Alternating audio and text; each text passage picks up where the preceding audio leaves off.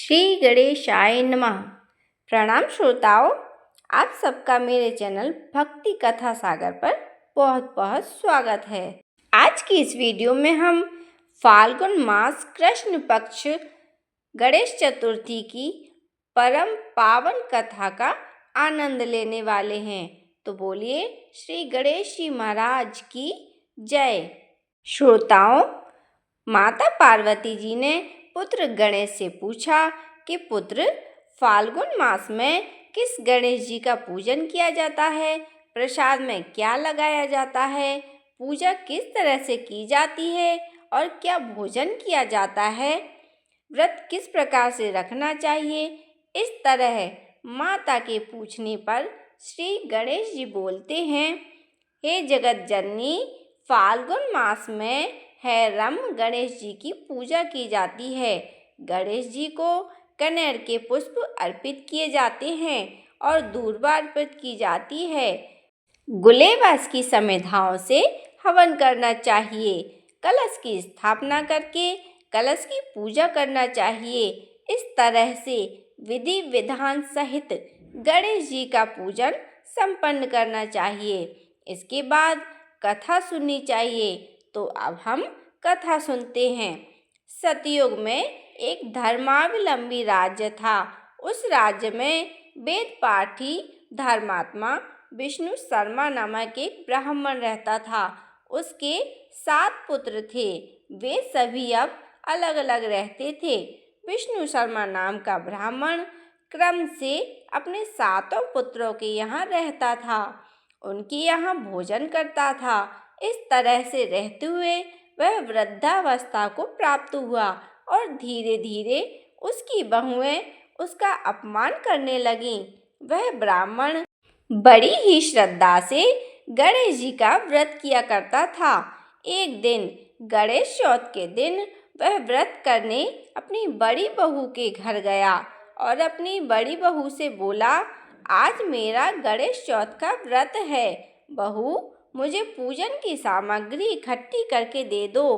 तो उसकी बड़ी बहू बोली, मुझे घर के काम से छुट्टी नहीं है। आप तो रोज रोज कुछ न कुछ काम लगा देते हो। इस तरह से उसकी बड़ी बहू ने उसे सामग्री इकट्ठा करके देने से मना कर दिया। इस तरह से वह अपमान सहता हुआ सभी बहुओं के पास गया और अंत में छोटी बहू के पास गया, जो बहुत ही निर्धन थी। जब उसने अपनी सबसे छोटी बहू से पूजन की सामग्री का प्रश्न किया तो उसकी बहू ने कहा, दादा, आप दुख मत करो, मैं अभी पूजन सामग्री इकट्ठी करके लाती हूँ। वह भिक्षा मांगकर सामग्री ले आई और स्वयं अपने ससुर के लिए सामग्री एकत्र कर दी और वह दोनों विघ्न नाशक श्री गणेश जी की पूजा करने लगे।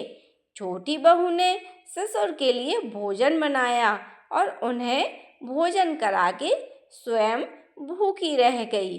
रात्रि के समय उस ब्राह्मण की तबीयत खराब होने लगी। उसे उल्टी और दस्त होने लगे।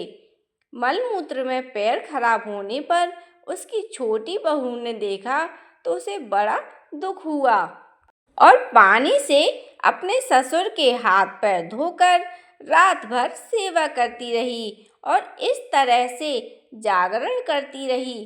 प्रातःकाल होने पर श्री गणेश जी की कृपा से ससुर की तबीयत ठीक हो गई और घर में चारों ओर धन दिखाई देने लगा। जब प्रातःकाल हुआ तो सभी बहू ने छोटी बहू का धन देखा तो उन्हें बड़ा दुख हुआ।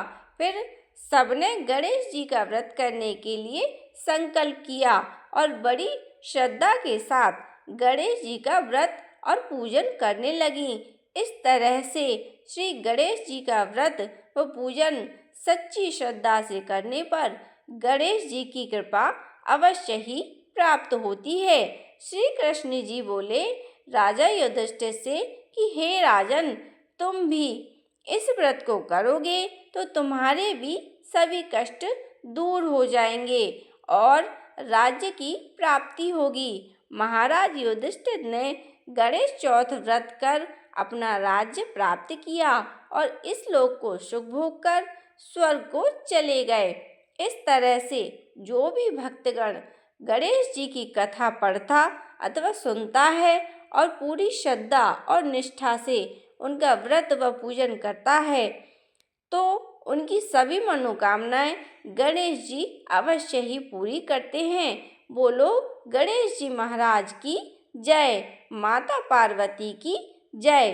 भक्तों, अगर वीडियो अच्छी लगी हो तो मेरे चैनल को लाइक, शेयर और सब्सक्राइब जरूर से कर लें।